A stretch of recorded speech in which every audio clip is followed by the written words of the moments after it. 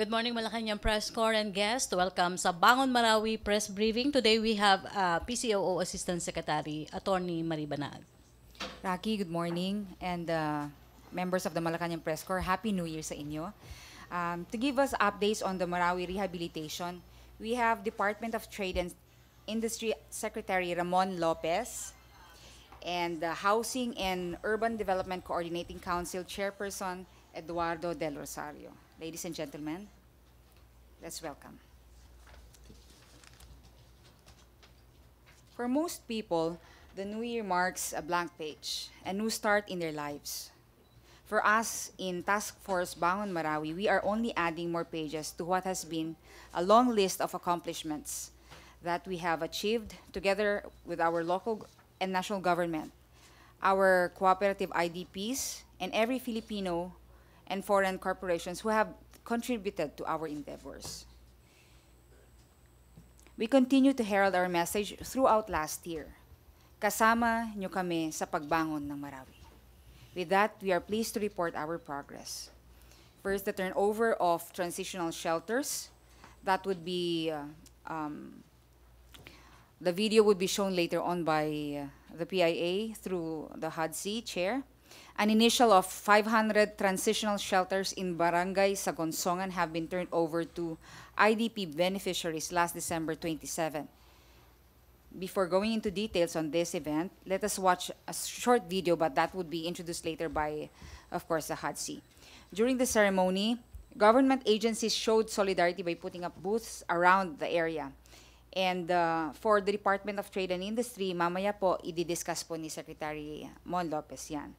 And of course, the Lanao del Sur Electric Cooperative also ensured power installation in the site, while the Local Water Utilities Administration, or the LUWA, and Philinvest took part in the installation of water supply. Another 300 transitional housing units in Matungao have been turned over also. These 300 were under the project of the PAGCOR, so that makes it the 800 transitional houses turned over. The DAR Convergence Project, second is the DAR Convergence Project Management Team. The Department of Agrarian Reform, together with the UN World Food Program and the UN Food and Agriculture Organization, led the creation of the Convergence Project Management Team. The team would help farmer beneficiaries get back on their feet through their support services, particularly 5 barangays identified in the Malimono Dulay Agrarian Reform Community. As of December 29, land preparation for the corn, rice, and vegetable farming has been conducted at 2 convergence sites. Third, the OPAP Solidarity Gathering. On the topic of peace, the Office of the Presidential Advisor on the Peace Process conducted Puso at Kapayapaan, Magbigayan at Magmahalan, a solidarity activity for the displaced residents of Marawi City on December 16 to 17. This is in partnership with Duyog Marawi. The event aimed to spread love, hope, and peace, proving that Christmas spirit of giving applies to Christians and Muslims alike. And the fourth is the dialogue with development partners. While our government continues to enjoin all stakeholders of the nation in order to make the city's recovery faster and more efficient, together with the World Bank, we conducted a dialogue with development partners at their office in Bonifacio Global City. That was on December 19, 2017. Among the attendees were representatives from various agencies of the Task Force Marawi, Marawi City Mayor Majul Gandamra, and international development partners. The meeting covered updates on TFBM, or the Task Force Bangon Marawi, milestones, and the proposed priority programs, projects, and activities care of the NEDA, as well as the approved coordination mechanism for international donors to pool technical and financial support that would help address the priority needs of TFBM and the Bangon Marawi Comprehensive Recovery Program. Fifth, here are the initial results of the PCNA. Also discussed in the dialogue were results of the Post-Conflict Needs Assessment, or the PCNA. As of date, the total damages is over 11.61 billion pesos, while total losses is over 6.6 billion pesos. The initial estimate of total needs is 49.81 billion pesos. The final results are expected within the month, as committed by the Office of Civil Defense. On the DSWD quick update, as of December 21, we have 157,026,541 worth of DSWD support and maintenance services have been already accessed by 13,627 families, or more than 78% of those who have returned to their respective barangays under clusters 1 to 3. On the DOE update, the Department of Energy also continues its support to affected residents of Marawi, as they have turned over 400 solar-powered lamps to TFBM and 131 solar-powered streetlights to Lanao del Sur Electric Cooperative on December 16. On the first LG Forum, on the topic of consolidating recovery efforts, despite the onslaught of Tropical Depression Vinta last month, the Marawi City government pushed through the first local government unit forum on December 22. All 96 barangay captains, city councilors, and concerned TFBM members met at the TFBM field office in order to facilitate direct consultation regarding their issues, concerns, and recommendations.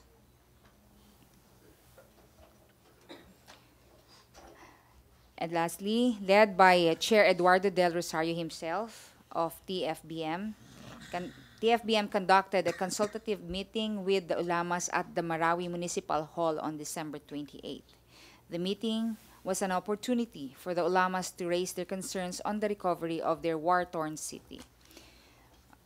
Chair Del Rosario also discussed future plans for destroying the city and assured them that government agencies are now all hands on deck as rehabilitation progresses. I'm sure the chair here would have more explanation on this one as soon as he gets the floor. As we close, before I turn over the mic to Hadsi Chair Del Rosario, again, we thank you for the support of the Malacañang Press Corps the whole time during and when the Marawi War broke out. Up to now, wala po kaming nagpapasalamat po ang PCOO at ang Office ng ating Presidente po sa inyong suporta po sa lahat ng pagko-communicate ng mga updates for Marawi City. Sir. Thank you, Asek Marie. Good morning and Happy New Year to all.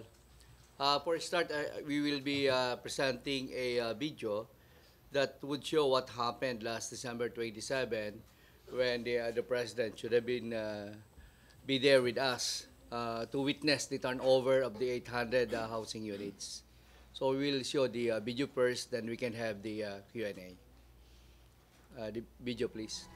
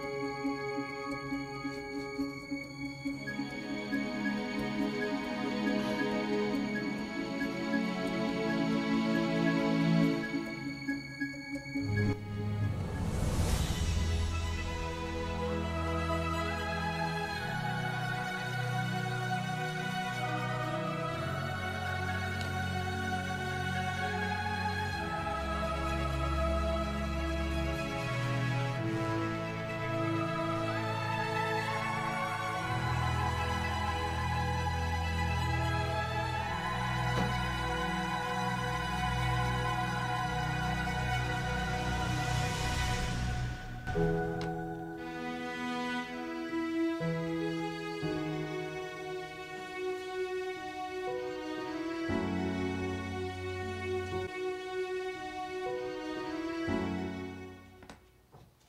from what you can see, basically are the interventions being undertaken by the different departments of government. So these are the interagency convergence, and this will form part of the early recovery interventions by the national government as well as the local government. So we can have a Q&A based on what were presented. Can we have DTI Secretary Ramon Lopez first? Okay, sige. Good morning again, everyone. So allow me to show some slides para may visual presentation lang tayo on what DTI has been doing. As a background, we've started to give out livelihood, skills training, and other forms of support in terms of financing, market access, even during the time of the conflict, nung hindi pa na-solve ang problema sa Marawi, dahil we realized that a lot of IDPs will have to continue to help them get back to normalcy at may hanap buhay, at lalo na ngayon na ma-resettle sila, we are continuing to do so na mabigyan ng livelihood. So quick lang to, slideshow. First slide please.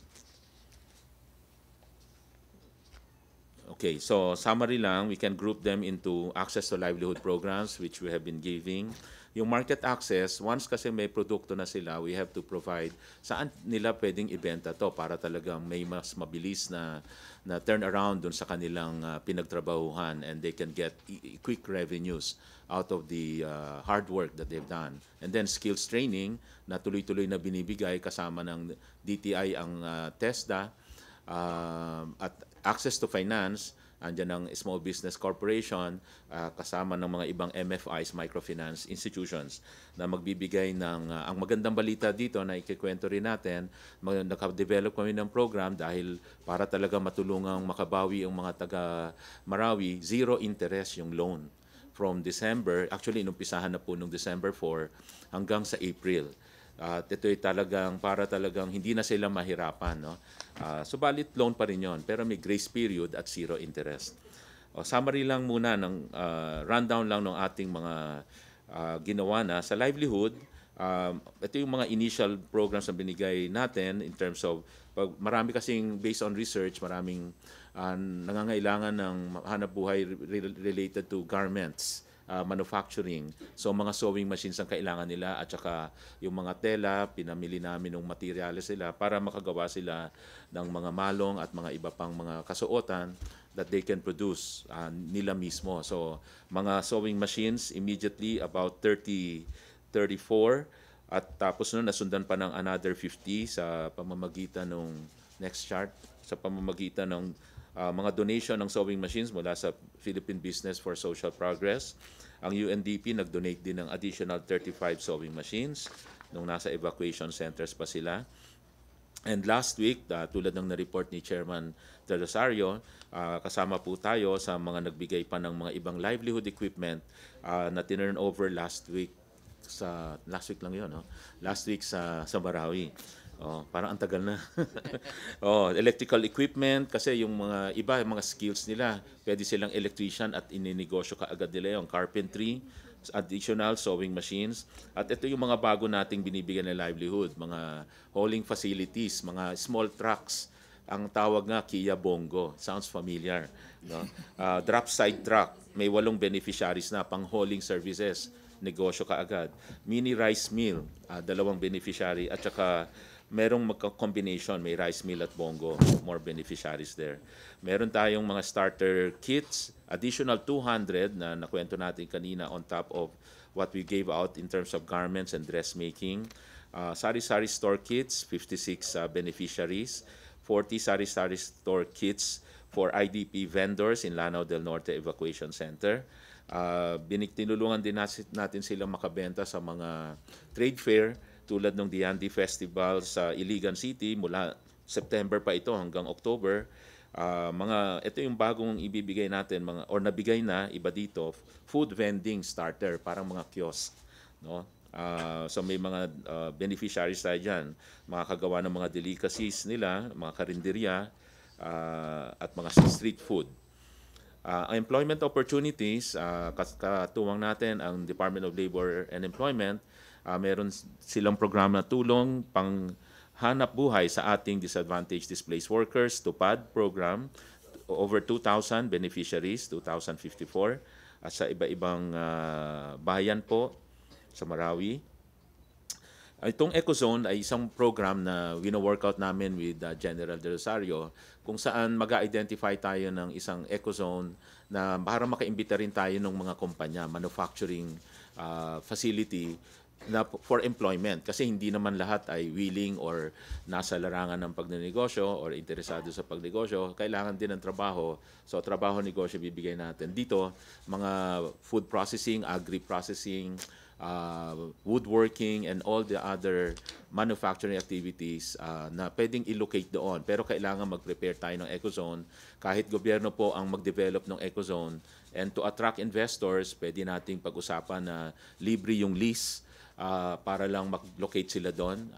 Pag-uusapan po natin kung gaano katagal pwede nating ilibre yung pag-upa at wala silang babayaran, mag-locate lang sila doon.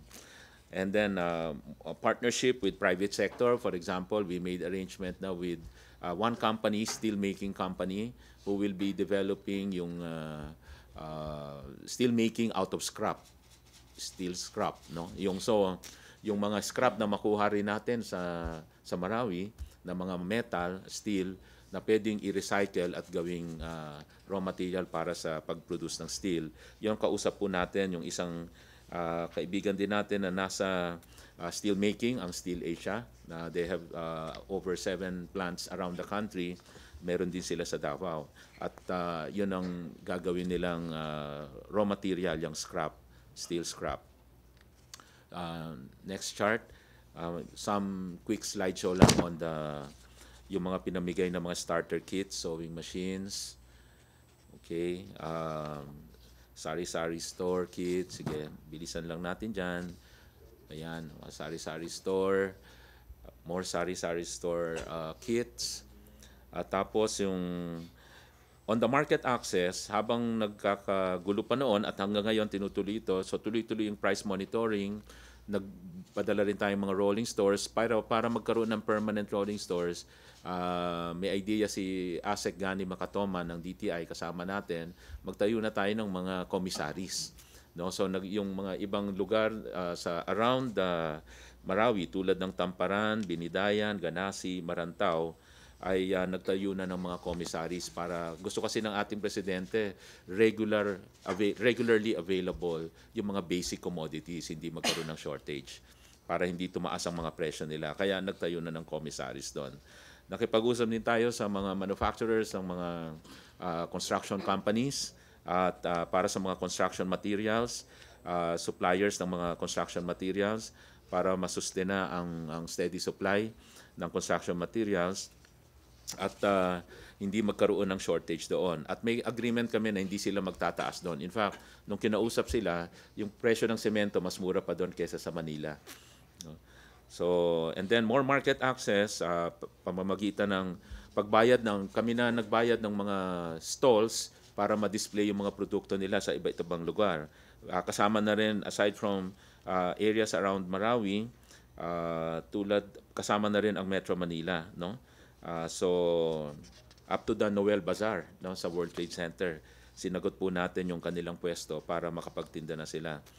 And then next, those are other visuals ng mga trade fair na sinalihan. And then, in fact, even in the ground floor of the DTI office, nagbukas tayo ng Bangon Marawi product stores na nilaunch po namin ni Secretary Lorenzana at hanggang ngayon nandun pa yon, so tuloy-tuloy ang pag-supply namin doon para siyang showroom para kung sinong gustong bumili on a regular basis para itinda sa like the Rustans, doon bumibili ng mga ititinda nila na mga Marawi products sa mga Rustan stores. Tuloy-tuloy po yung ating showroom doon. Trade exhibits, so yan, we can proceed. Kahimunan Trade Fair. By the way, on that one, we are also talking to the nearby areas tulad nung sa Iligan, yung Robinson na bagong mall doon, kumukuha kami ng pwesto, DTI magbabayad nito para may pwesto rin ang mga taga Marawi dun sa mga produkto nila. Sa ground floor ang hiningi natin para high foot traffic. At we are talking to the LGUs para yung mga public markets around Marawi rin, ma-refurbish, mapaganda, at yung pwesto rin doon, kukuha tayo. Again, kasi yung pagninegosyo naman ng mga Maranaos, hindi lang limited inside Marawi. Pwede silang lumabas doon sa paligid.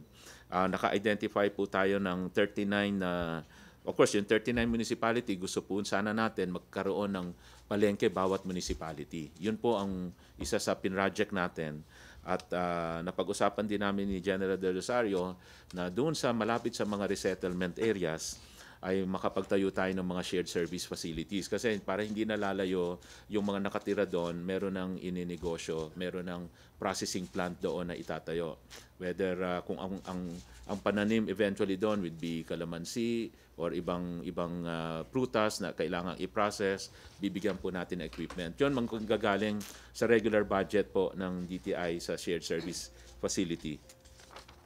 Okay, tuloy lang po natin dun sa mga skills training on garments, kasama ang TESDA, on dressmaking, noodles making, ayan ang mga beneficiaries po natin, 208, 175, sa food processing, 130, basic massage, cake making, mga Maranao delicacies, and you can see more pictures there and visuals. Woodworking, handloom weaving, meron na tayong may mga activities targeted, naka-target tayo ng 100 beneficiaries doon sa woodworking at saka mga handloom weaving. Sa food security naman po, support to food security and agricultural livelihood, vegetable production na umpisahan, assistance to 1,211 IDPs. Pamahagi po kasama ang Department of Agriculture, packets of assorted vegetable seeds, 50 sets of garden tools, etc. And then ito yung isang magandang development, access to financial scheme. Dahil marami doon nagnenegosyo, ang kailangan talaga makabangon uli, makabawi, so kailangan ng puhunan. Kaya we made arrangement, naka-develop ng scheme na may access sa Islamic Microfinance Scheme, Sharia compliant. Ang SB Corp natin, Small Business Corporation, sa pakikipagtulungan ng Marawi LGUs and Chamber of Commerce, ay nagkagawa ng retail financing. So, naumpisahan ng pautang yan. As low as 10,000 to as high as 100,000. Meron ng mga, as of now, yung nandito, 40 pa. Pero as of today, 60 na yung napautang. In that regard, zero interest. At yan, zero interest hanggang April yan. Tapos every Friday o Thursday, yung na-agree natin last week, may P3, yung pondo para sa pagbabago at pag-asenso, pondo program po ng ating Pangulo, panlaban sa 5-6, ay tuloy-tuloy ang orientation doon para matulungan silang ma-inform at makapag-apply doon. Okay. And of course, moving forward, also we are realigning some of our budget. We try to include also in the Bangon Marawi Fund other budget for our other programs. So in other words, mas maraming rice mill, Kia Bongo, hollow blocks makers, mga kiosk na ang ating ilalaan para sa Bangon Marawi programs. So yun muna po. Salamat. MPC questions? Bangon Marawi first. Benji Liwanag. Good morning, sir. Number one, yung question ko lang is, meron na tayong kay Secretary Lopez. Secretary Lopez, meron po tayong 6 na pong napautang. Can we know how much po yung ipinautang ng government? Mga ano po yun, at mga nagre-range sa ngayon, 10 to 15,000. So ang intention po doon, pag nakakabayad sila, they can borrow again, even in a bigger amount, para kasi may track record na. Sir, paano naman po yung pondo para sa pag-asenso ng DTI? So, so tuloy po yun. Dito sa bagong taon ay na-approve naman yung budget natin, additional 1 billion, pero nationwide po yun. So, ang sistema po dito, siguro mauuna nating ubusin muna itong zero interest. Pag graduate na sila doon, after April, pwede na rin sila dun sa pondo sa pagbabago at pag-asenso. Pero may isa pa kaming program na follow-up actually nitong zero interest. Mas mababang interest kaysa sa pondo sa pagbabago. So from zero interest, aakyat muna sila sa 1% per month. Yun yung dun sila gagraduate after April. Then after yung programa na yon na 1% per month, yung pondo sa pagbabago kasi microfinance rate yun eh. Yun na yung mga nasa 2 to 2.5% per month yon. But still lower yan than the 5-6 na 20% per month. So yun yung mga kasunod na follow-through programs. If my memory serves me right, last year sinabi niyo po, dun sa Sulu, yung dumating yung mga taga-Sulu po rito, ang pangako po ninyo will be, sana ma-finance kayo bawat region ng 1 billion per region. Correct. Ito po, para dun sa pondo para sa pag-asenso ng DTI. Wala pa ho tayo doon. Wala pa po tayo Wala pa. doon. 1 billion for the entire country muna tayo sa ngayon. But the President, in his previous talks, have mentioned na yung full support niya sa MSME. So as we utilize these funds, I'm sure he will be willing to continue to add to the microfinancing program. So hindi po natin inaapurang mabilis dahil sigurado tama ho yung implementasyon natin. Thank you, sir. Kay Secretary Del Rosario. Sir, early recovery pero wala pa tayo nung rehabilitation phase. Well, actually, nagkuka niyan eh. While you are undertaking early recovery interventions, we are now setting the process for the eventual implementation of the real rehabilitation. When I talk about real rehabilitation, I am referring to the ground zero or the most affected area. Our timetable is around April 15. The actual groundworks will start in the most affected area. It's about 250 hectares where basically all vertical infrastructures were totally destroyed. And we are now in the process of selecting the developer that will be subjected to Swiss challenge. And once we are done with that, then the actual implementation will start. And based on our timetable, we are going to have it by April 15. So, ang target po natin will only be the 30% kasi yung nalilinis lang po ng military right now is the 30% of 250 hectares, Secretary. That is regarding the area clearing of unexploded ordnances. I was told by the AFP that they will be able to complete the clearing by first week of April. And that's the reason that we planned actually last Wednesday and yesterday to ensure that immediately after the clearing operations being conducted by the Armed Forces of the Philippines and the PNP, we can immediately start with the rehabilitation. Thank you very much, sirs. Dexter Ganibe?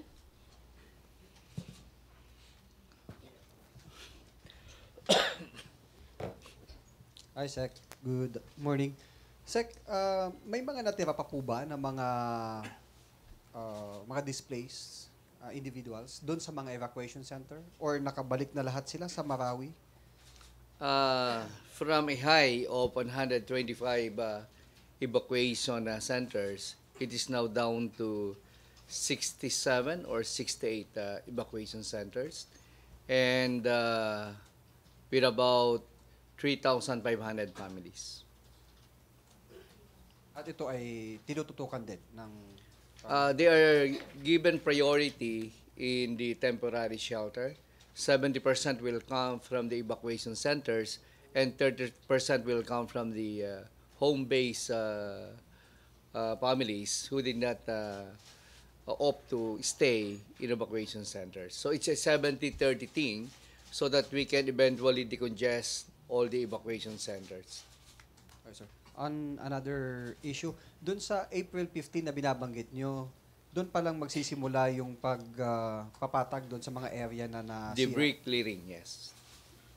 Hindi ba pwede yung secretary na simulan doon sa mga na-clear na para habang umuusad yung clearing operation, nakiklear na yung ground at masimulan na kaagad sa April 15? Uh, I think that is the common question actually by the barangay captains, the ulamas, and the local government units. Ang clearing operation, pag sinabing they sectorize the 250 hectares into 9 sectors. Ang na-clear nila as of December, basically 4 or 5 areas with 4 remaining. Pero pagka nag-explode ang isang ammunition, let's say yung 600 pounder, in one area, the danger zone na tinatawag namin is about 650 meters radius. So we are talking about 1.3 kilometers area when one 600 pounder will explode. So even though the first 4 sectors were cleared, if something will explode in the PIP, which is the center of the area, the whole area will be affected. So we consider it a danger zone, and we could not allow anyone, even owners of the buildings and houses, are not allowed until now. Sir, short follow-up. So, may kagamitan ba tayo na magsagawa ng mapping at matukoy kung nasan yung mga unexploded ordnance? Actually, yun ang ginagamit natin na equipment, at gumagamit din tayo ng K9, yung mga aso. And I believe more than 1,000 exploded ammunitions were already retrieved. But we are after the 17 rounds of 600 pounders. Only 3 were recovered to date. So we're still looking for the 13. And during our briefing last December 21, pinakita sa atin ng mga EOD experts kung paano yung process nila. There was a 250 pounder pumasok sa ground. It penetrated slantly for about 5 meters and direct vertical distance about 4 meters. It will take them 2 days just to get that one round of 260 pounder. So it really takes time, and in fact we tapped the PNP to assist the Armed Forces of the Philippines so that we can really fast-track the clearing of unexploded devices. Okay, We know the sentiments of the residents. Alam ko na gusto nila magpunta doon. Ang request nga nila, kung makapunta lang sila ng mga 1 week to 2 weeks after the clearing, and I promise them that we will do that, provided they will sign a waiver that if something will explode in the process of retrieving their personal belongings, it will not be the responsibility of the government, of the AFP, and the local government unit. I require them that to start preparing that waiver to the barangay captains and the city government. Okay, thank you, Dexter. Last 3 questions, Pia, then Ina and Cedric. Okay, Asik Marie, ma'am, I just want to clarify yung figures na sinabi mo kanina. Is it 49.8 billion pesos na kailangan pong budget for the rehabilitation of Marawi? Yes.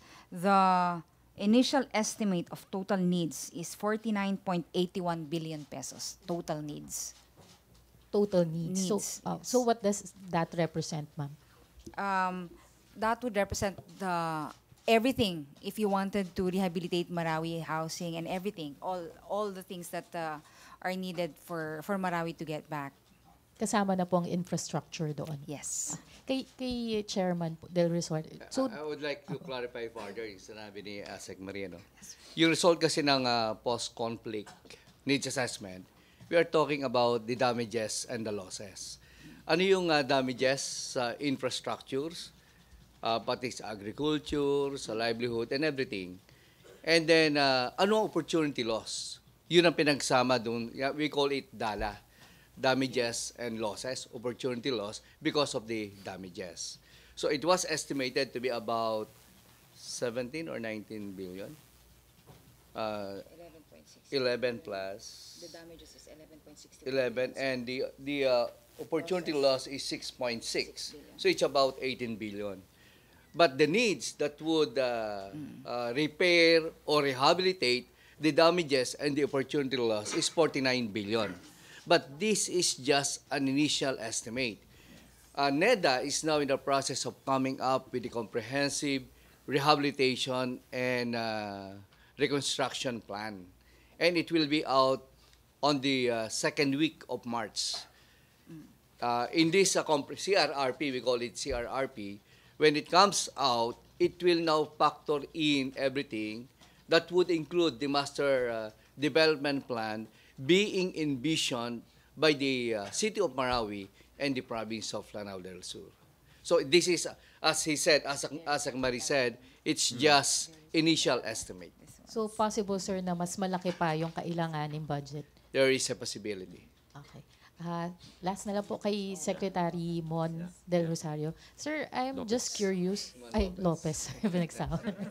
Sir, Partner kami. Partner. I am. Sir, Nababayan ko si Secmon. Okay, You're from Nueva Ecija. Secmon Lopez, sorry, sir.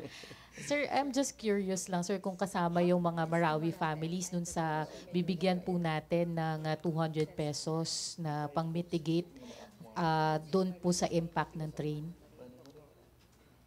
Siguro DSWD tanungin nyo doon. Hindi kami nagmamanage kasi noon, ano. But pangkalahatan kasi basta recipient ng, ang pagkaintindi ko, lahat ng recipient ng conditional cash transfer, doon idadagdag yung 200 na impact ng train.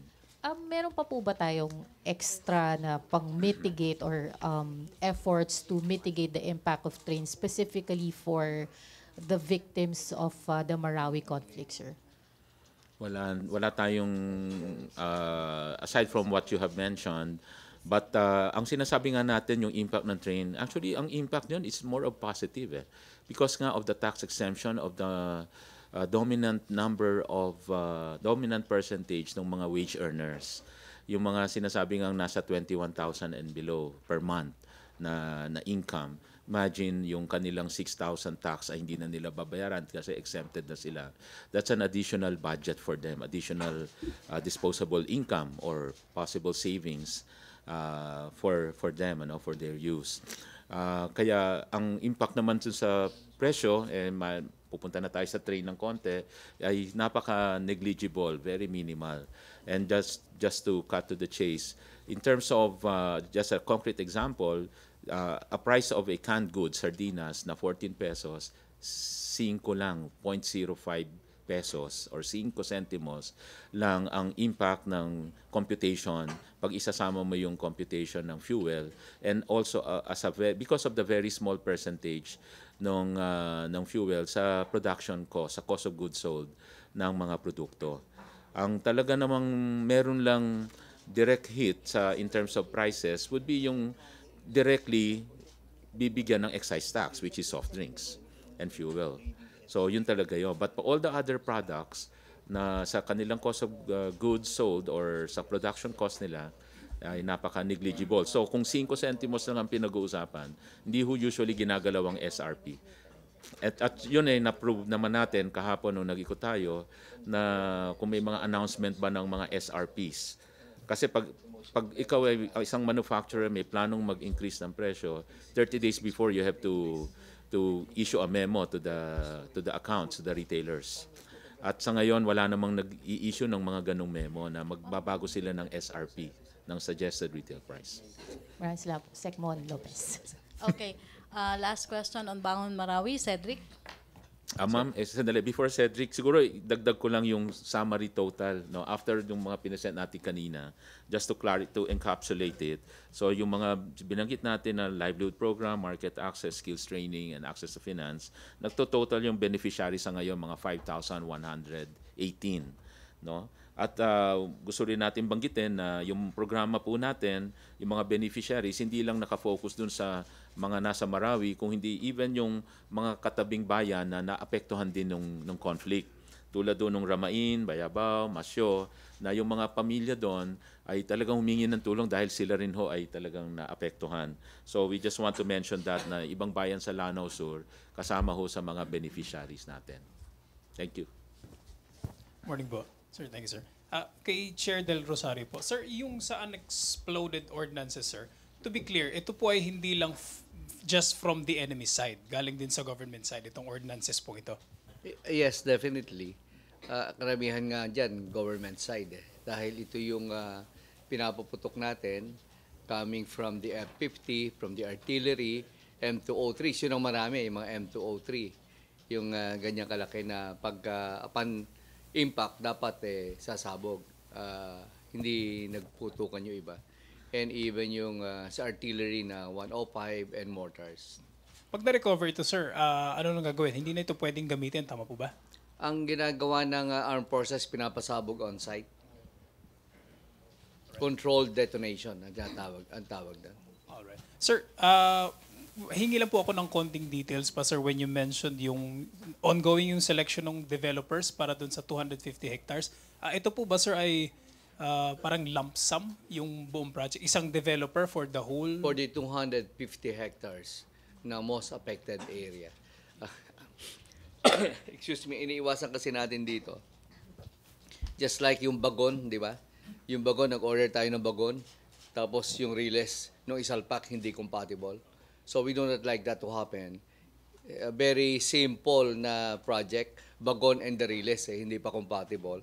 How much more kung itong area, nagagawa ka ng massive land development, paano mo ilalagay yung linya ng kuryente, linya ng tubig, yung karsada, para synchronize, and it will be orchestrated by one developer only. Kasi ang plano natin talagang ang Marawi City, itong Central Business District, ay maging modern Central Business District. Ang problem sa Marawi, yung waste management. So magkakaroon ng centralized drainage system na buong 250 hectares na yan, yung ginagamit sa mga factories, sa mga buildings, and mga houses, it will be captured in one centralized drainage system at pupunta sa sewage treatment facility para pagpunta sa Lanao Lake, malinis na yung tubig at hindi makadamage sa environment. Sir, nabanggit nyo kanina, isa-subject ito sa Swiss Challenge. At the Yes. moment ba, sir, may mga nag-submit na ng mga designs nila? Tsaka pwede nyo po bang mga pangalanan kung sino yung mga I think it's premature na ipangalan natin, but it is safe to say that we have 5 big developers. They will be submitting their unsolicited proposals by January 15. And based on the study of our experts, we met last Wednesday and yesterday. The earliest time that we can start with actual groundwork is April 15. Now, how will it go? We will select from those 5. We organize a technical working group to select from the 5 based on their submission. And then once we have selected the original proponent and technical working group will sit down, come up with the details, term of reference, and scope of work. Once it is completed, this will be published in the national newspaper. And in 30 days, any developer interested to challenge, if they say this developer can do it for 50 billion, and there's another developer would say, I can do it for 40 billion, then the original proponent has to offer a better pricing for the same quality of his original proposal. So we will be imposing a 5% reduction so that he can outbid the lowest. So in this way, we will get the best offer that the government can possibly get. Thank you, sir. Okay, PC, second part na tayo ng briefing. Other issue, friendly reminder, please limit your follow-up questions. Other issue. Questions? Benji Liwanag.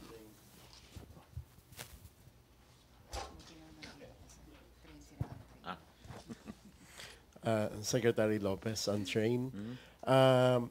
Marami na pong lumalabas ngayon na mga maling information na sinasabi ng Malacañang.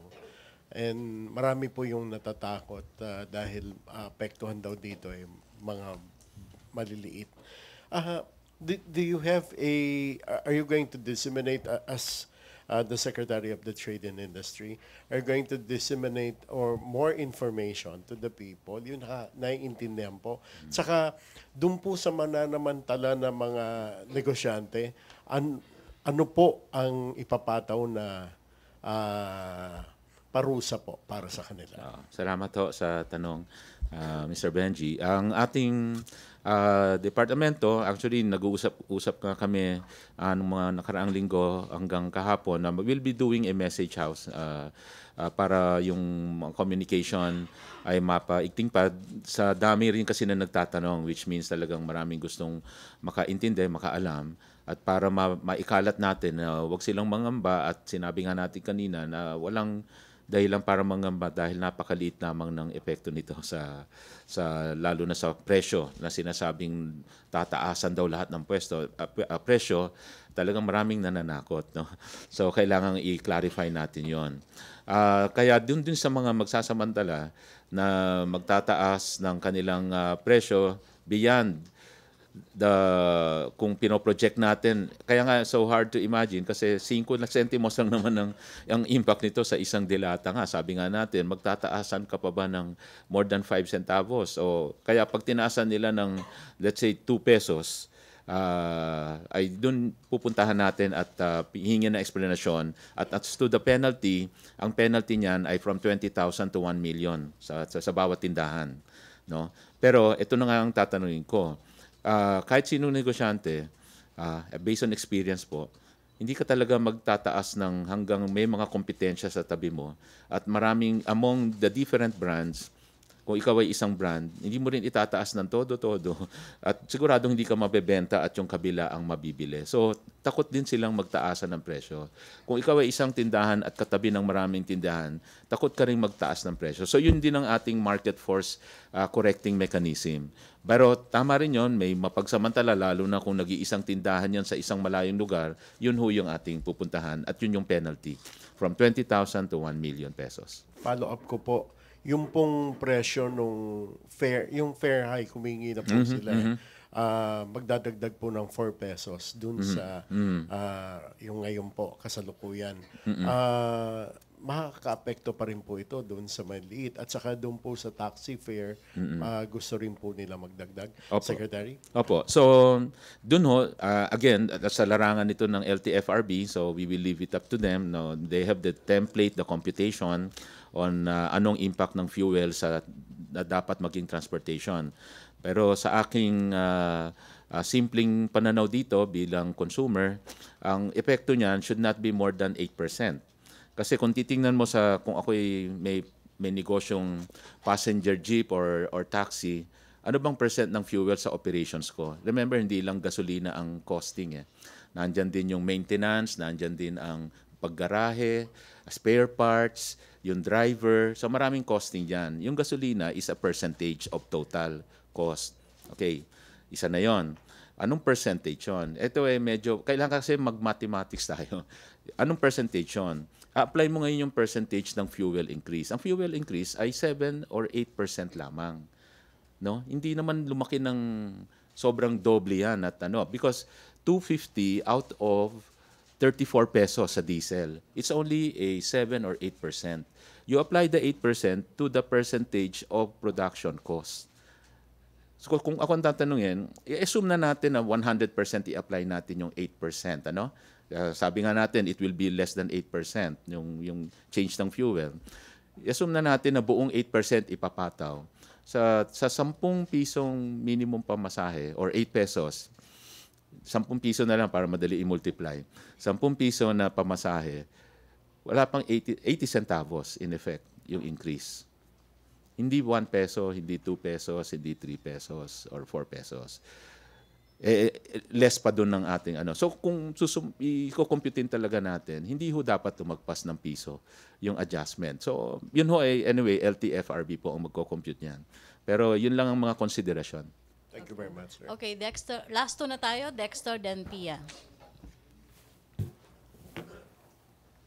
Sec, hindi lang yata, kay Secmon Lopez, hindi na lang yata pananakot kundi nararamdaman na ng ating mga mamimili yung pagtaas ng presyo dahil isa sa mga news gathering ng ABS-CBN kanina ay namalengke at nagpunta sa Visayas Avenue, yung bihon dati na nabibili na 17.50, 32 pesos na. Yung sibuyas, 5 peraso, 20 dati, ngayon 33 pesos na. Ano po ang hakbang ng gobyerno dito sa lalo sa maliliit na mga nagtitinda? So, ibigay yung specific na palengke, papuntahan natin yan. Pero kung sa isang tindahan lang nakita yan, tignan natin yung ibang tindahan. Baka doon hindi nagdoble ang presyo ng bihon. Doon kayo bumili ng bihon. Ibig sabihin, basta may option si customer, si consumer, hindi dapat mangamba. Ang sisitahin natin, kung lahat sila nagtaasan, doon ka magtataka. Ano to, nag-usap-usap. No? So, pero basta may option ang consumer po, ay matatakot din yung nagtaas na yon. Sige, mabubulukan ka ng bihon, hindi mo mabebenta yan dahil ikaw ang pinakamahal na bihon. So, yun ang market forces. So, pero pagka hindi sila nagbaba at lahat sila nagtaas doon pumapasok ang gobyerno natin. Pero hanggang may choice ay consumers will decide. Okay, last question na. Pia Gutierrez. Kay Asik Marie, regarding po kay former Marina Administrator Marshal Amaro, because he was on TV this morning and he said na yung letter na na-receive ng presidente supposedly from the Marina employees was not from the Marina employees. In fact, they will be coming up daw with a resolution denying that they sent the president a letter in the first place. So, question ko lang po, did the president take the letter on face value, or meron din po bang efforts ang Office of the President to investigate itong mga ganito? Kasi I remember this was also the case na inireklamo din ni former General Junicio Santiago before, if I'm correct. Yeah, Pia, since that is within the realm of the presidential spokesperson, I leave it up to the presidential spokesperson. And the president has decided we should respect it. Thank you, ma'am. Okay. Ma'am, yung mga magko-complain sa presyo, nilagay ko na sa likod ng cellphone ko yung kasi hindi ko natatandaan eh. So Consumer Protection Advocacy Division 751-3233. 751-3233 o kaya 751-0384. So pag may naobserbahan sila na unfair trade practice sa lugar nila, specify lang kailangan yung tindahan at saka yung address. That's papupuntahan natin. Thank you. Thank you. No more questions. Thank you, Malacañang Press Corps. Thank you, DTI Secretary Ramon Thank you. Lopez. Thank you, HALSI Chair Del Rosario. And thank you, PCOO Assistant Secretary Marie Banaag. Back to our main studio sa Radyo Pilipinas and People's Television.